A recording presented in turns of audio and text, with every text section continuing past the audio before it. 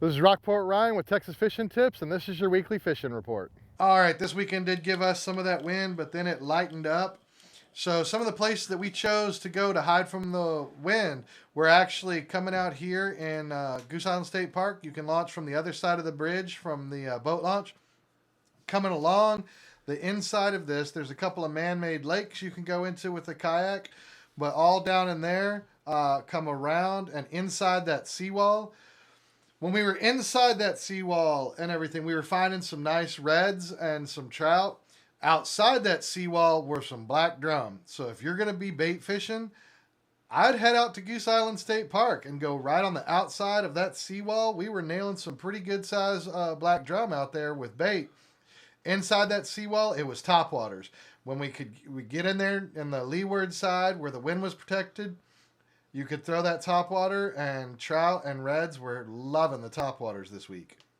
All right, we came out over here, the Swan Lake launch, got into Swan Lake. Did pretty good going around the inside, this inside shoreline, getting some protection from the wind, cutting back into some of these creeks and some of these inlets. We did a pretty quick drift across the lake itself into these islands. But man, I'll tell you, when we came back around that corner, that wind decided to, at that point is when it wanted to gust up.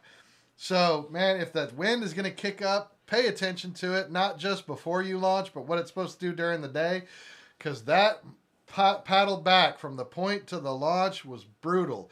The fish that we caught made it worth it. It was a lot of topwater reds, made it worth it, but man, that was a hard paddle back.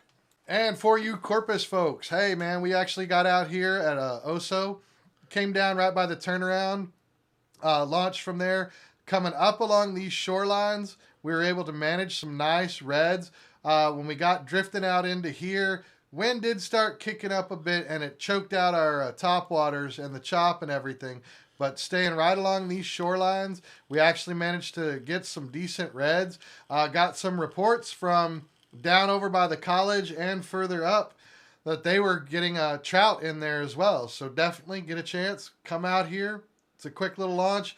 You can keep an eye on your vehicle and stay close. But we were getting some nice reds out there in the Oso this week. For any of you people that took my advice and went into Lighthouse Lakes this past weekend, I hope that y'all did as well as everybody else did.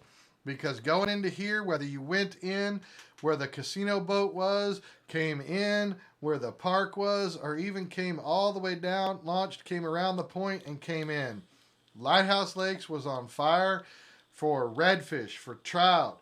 All these shallow water areas with that higher water that we had was definitely a place to go. Our water level is dropping a little.